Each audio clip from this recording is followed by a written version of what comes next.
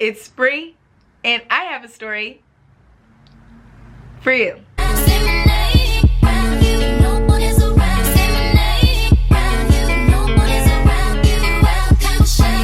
If you've been here before, thanks for stopping by. And if you're new here, go ahead and click that red button and subscribe. And don't forget to click that bell for notifications, because I know after this story, you guys are going to want to see Bree all the time, every time I upload. So for a while now, I've been wanting to get on here and do a video telling you guys exactly why I stopped sugaring. But every time I get my thoughts together and I come up with all the reasons, I realize that there are certain circumstances that deserve their own video.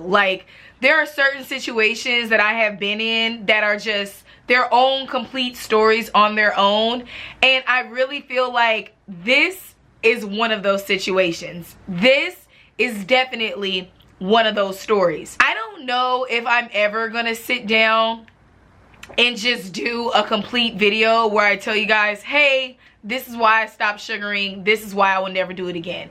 I don't know if that video is gonna come, but I hope that any stories that I share with you guys, if you are interested in dabbling in this world, if you do see my videos as more than just entertainment, I hope that my videos can be a universal red flag or a guiding light. So, you know, if you do end up in these situations, you can remember my story, or even better, you can avoid my situations, because a lot of the stuff that I've gotten into and a lot of the stories that I share on my channel, they come from being naive and not knowing any better. There's nothing wrong with not knowing any better, but if you have somebody that is willing to share their mistakes like myself and, you know, learn from my mistakes and be completely transparent about my mistakes, then I would definitely take that advice. At the end of the day, if you're a bitch like me, you're gonna do what you want to do, but I'm just saying I am 100% making this video with love and care. Today I'm gonna tell you guys about the time a sugar daddy held me hostage. Now I know that this is kind of you know, serious subject matter, and you guys are probably like, well bitch, why aren't you serious? You know what I'm saying? But personally, I kind of see this video similar to the video where I told you guys about that guy who came in my house. I react to things differently than other people, and I don't see the point in this video being serious, or, you know, me having this whole spooky vibe about myself, because at the end of the day, I got away safe. I'm here, I'm safe, and I'm, you know, I'm not missing. I'm not on the first 48. So that is enough for me to be happy about, and that's why I'm gonna tell this story like I would any other story, because I'm alive. Basically, this story time takes place at a time in my life where I just refused to stop sugaring. It obviously was not working for me. My life had changed. I no longer was fresh out of high school, living under my auntie's house with no serious bills. Now I had rent, Wi-Fi, cell phone. I would say that I suffer the same kind of symptoms as a compulsive gambler. Someone who's a compulsive gambler, they are gonna gamble their mortgage, their life savings, just because of that possibility that they could win it all. And that's how I felt with sugaring. I would put myself in a lot of sketchy, weird, you know, situations.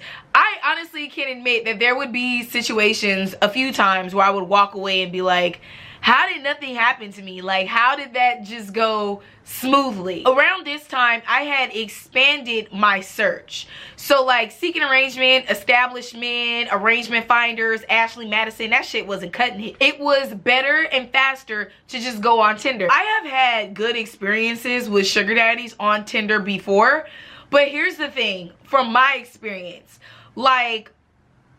Tinder, everybody has an itch that's looking to be scratched.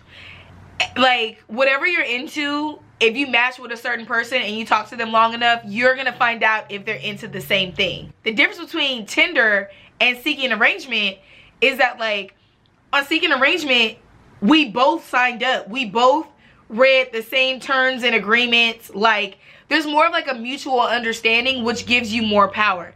Versus when you meet someone on Tinder, you don't really know what they're going to be like in person. They could tell you whatever. They could be like, yeah, I'll give you this, I'll give you that. And then you meet them in real life and things just go downhill. And that's exactly what happened to me in this circumstance, you know? This was like a late Friday or Saturday. It was late. And I remember that I was kind of like in desperation mode because I was swiping and on Seeking Arrangement all day and I had no concrete plans. And it kind of made me feel bitter because it's like, you know, why is everybody I'm matching with out of town or busy? Like, why isn't the money coming right now? And I end up matching with this guy. Now, the thing is, I had actually matched with him earlier in the day. Like, I swiped yes on him, but when it was later in the evening, he swiped yes on me. His profile basically said, oh, Los Angeles native, son of a real estate mogul. We own half of Fairfax. So that's why I even matched with him, because I'm like, Fairfax, that's like iconic, legendary, old LA money. Like, I want to get entangled with this bloodline, you know what I'm saying? So that's why I matched with him. Do you need a sugar baby or not? When I shooted my shot, he was like, yeah, I'm totally down. I can give you this much right now tonight. Where are you? Where are you? Where are you? Where are you? He had agreed to like $1,200. So I get dolled up because it was communicated to me that we were going to have like a night out in Santa Monica and we were going to hit this spot and this spot and this spot. And it's like, I've worked in Santa Monica, but I've never really partied there. So the whole reason I even got into this situation was obviously because I was naive and I was desperate. I wanted to do something on my own without having to ask my family for help. When I moved out, like, you know, my auntie and my grandfather, they literally paid my rent for me.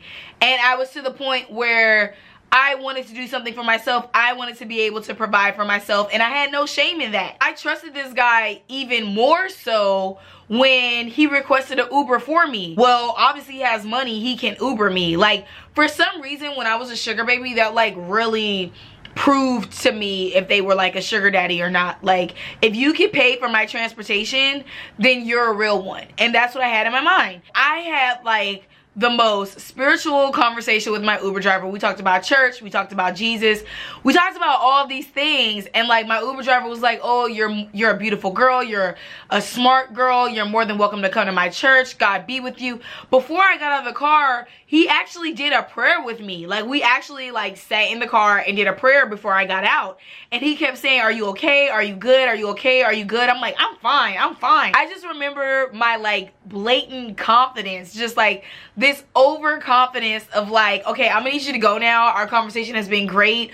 All glory to God, but like, I need to get this money. It agitated me more than it comforted me because I'm like, can you leave? You know what I'm saying? But now that I sit here and tell that story, I guess that was like an important part of the story. Like, he really sat and was like, do you know who, like, do you know where you're going? I walk into the hotel lobby, really nice hotel, and I already have like the room number, so I'm playing it off really sweet.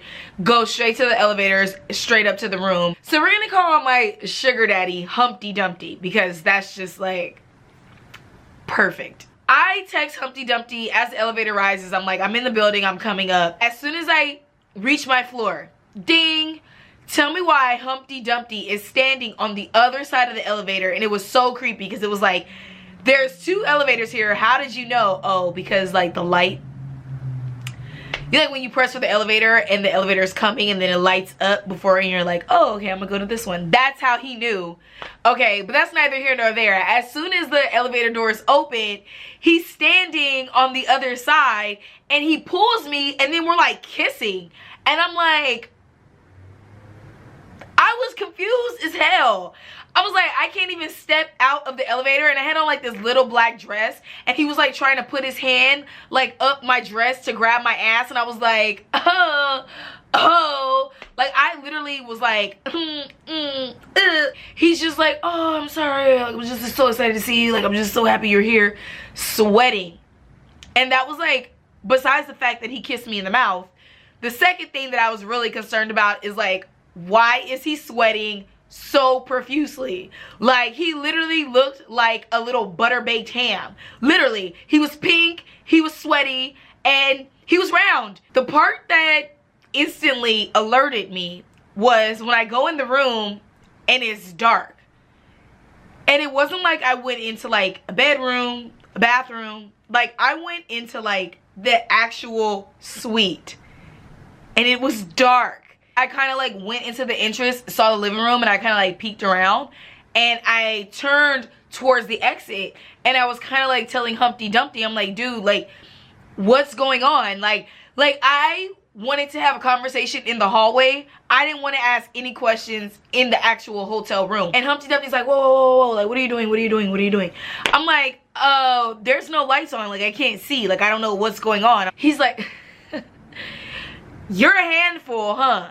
Like, the situation was not funny to me.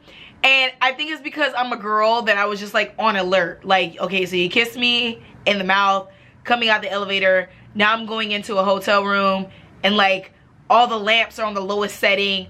Like, what the hell is going on here? Like some kind of satanic ritual. I was kind of persistent about going in the hallway, and Humpty Dumpty grabs me by my wrist.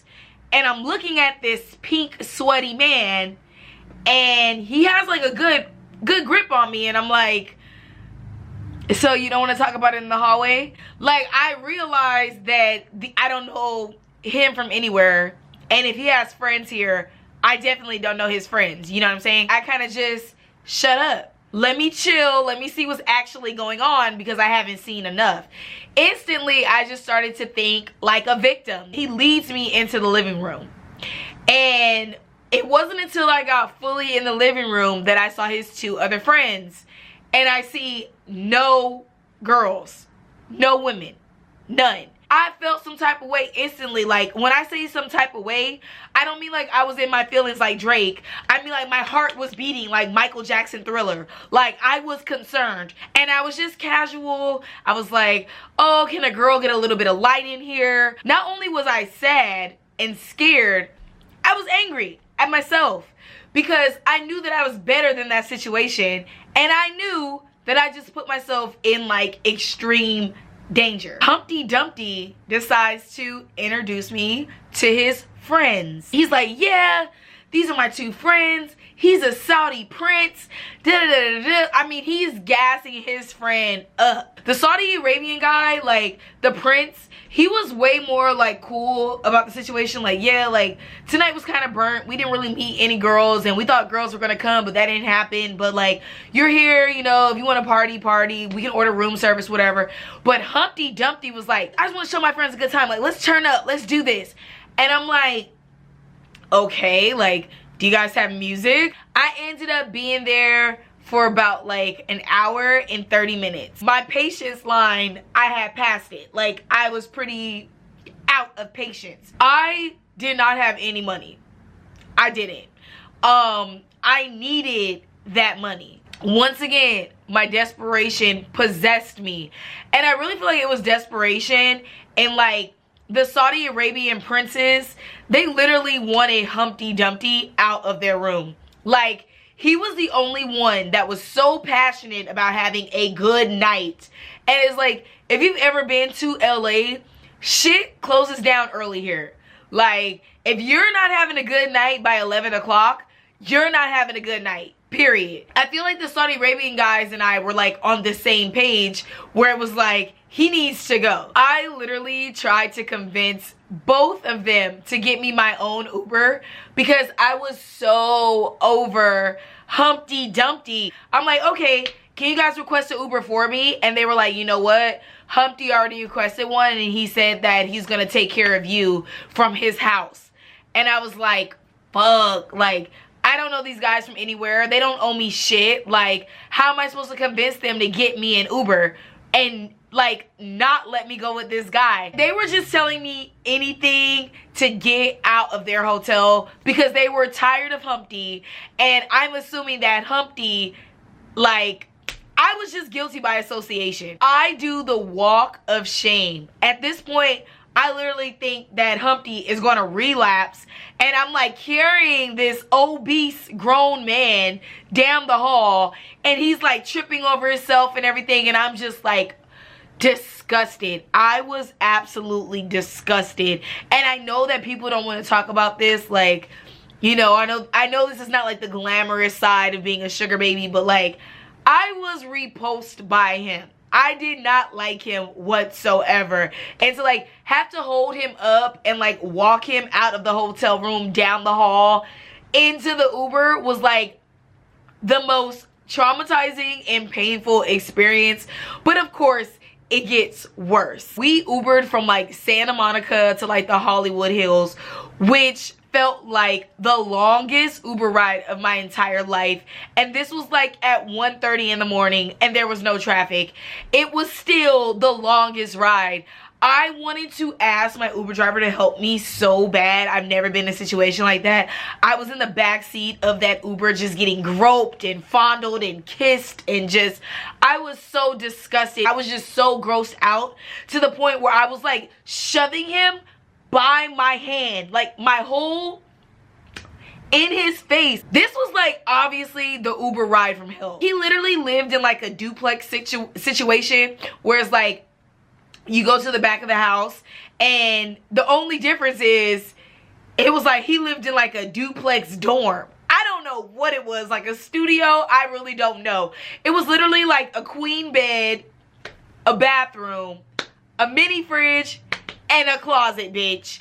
There was like not much room to move around, and he was big as hell. And as soon as I help him in the house, he goes in the bathroom. I'm sitting on the bed. Bitch, I am livid.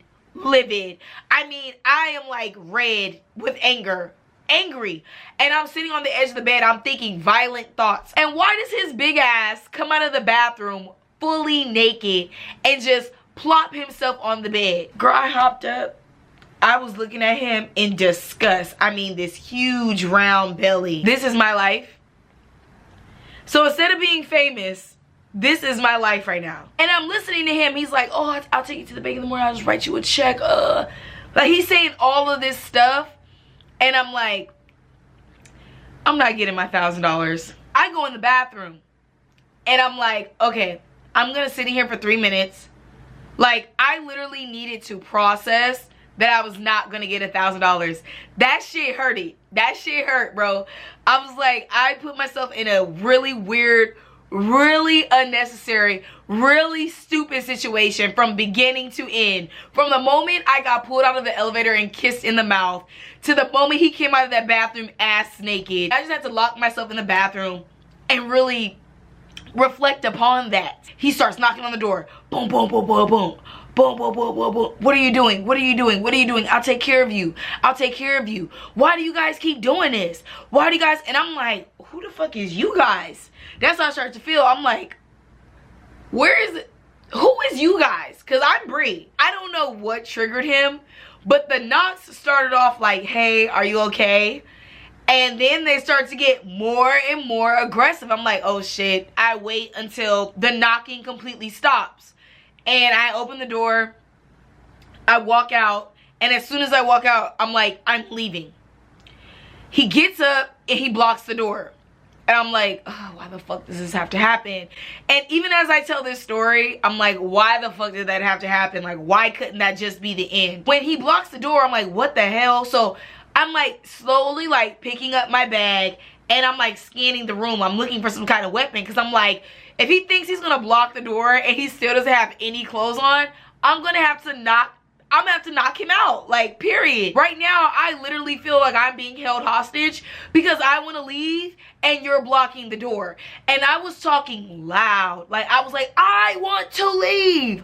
I don't want to be here. And he's like, you're scaring me. You're scaring me. But as he's saying this, he's like walking closer and closer to me. And he has his hands out and he's like, you're scaring me. You're scaring me. I'm like, you're scaring me. And he was like, I just need to think. I just need to think. I don't know why you're doing this. Like, I gave you my word. I gave you my word. I'm a good person.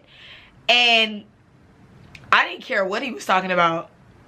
He was naked holding me hostage. The whole time my phone is going off, and it's like my ex-boyfriend, because he's like, I haven't heard from her like all night. Like, where could she possibly be? You know what I'm saying? And I was just like, God, please get me out of the situation. I don't know who called him, but he got a notification on the TV, the computer, and his cell phone.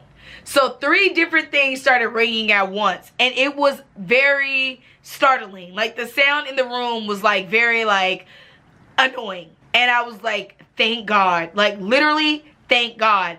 I sat up very slow, like, you know, like in zombie movies where they think that they killed the zombie and then the zombie like wakes up like really slow. I got up so slow motion, like as if I was fucking The Walking Dead or something. Like, I didn't want to do any sudden movements, and I'm just plotting. Bitch, I was in stilettos, and I was like, I'm about to run through these Hollywood hills.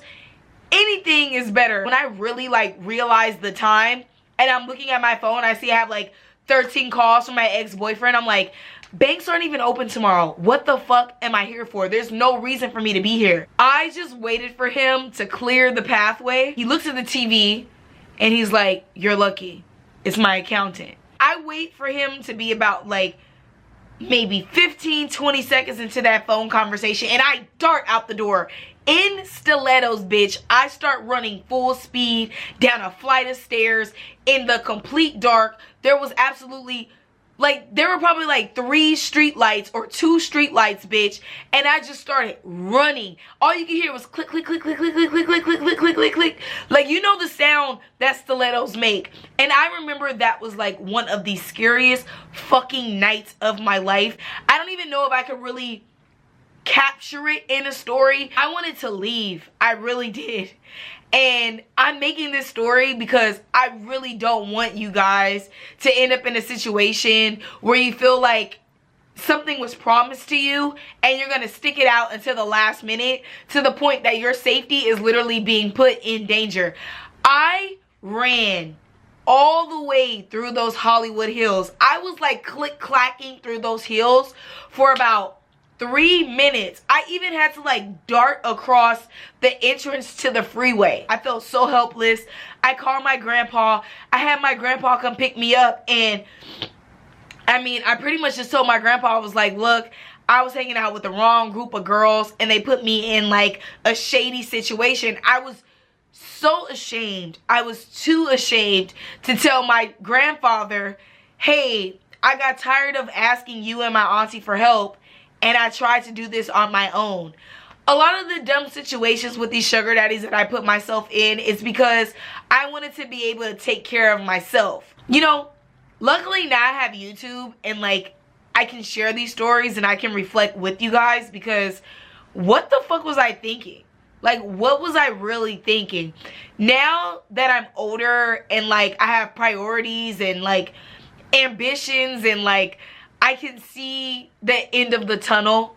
I was at a time in my life where I couldn't see the end of the tunnel, and I kept putting myself in like dangerous situations because I didn't know what I was working towards. I didn't know what my destiny was. And now that I sit here and I have these stories, and I know that these stories can help somebody, or somebody out there can relate to it. Maybe you weren't in this situation, you know, because you were looking for money to pay your bills. Maybe you were just actually trying to be on a nice date and it went wrong. You know what I'm saying? But the fact that I had to lie to my grandpa about, you know, what really happened. And that's the story of how a sugar daddy held me hostage. This video honestly might not even get monetized because of how brutally honest and explicit I was with my experience. I know that my other story times that I've done about sugar daddies, you know, they haven't really been this on edge, but I really truly just wanted to tell this story as a cautionary tale for anybody that's thinking about doing this, because I'm gonna need you bitches to think twice. The money is cool and the money is fast, but we never know who these people are. And You don't want to end up missing. You don't want to end up on the news because you wanted to get a new iPhone or because you want to pay a phone bill. Like, it's never that serious. If you guys like this video, go ahead and turn that thumbs up blue. Support your girl. Get those fingers moving in the comments below and tell me how you would have handled the situation. Honestly, you guys can even tell me your worst dates on Tinder. I really, really, truly love you guys, and that's why I even made this story time in the first place. That's why I continue to expose myself online, because I love you guys that much. With that being said, I'll see you in the next video. Till next time.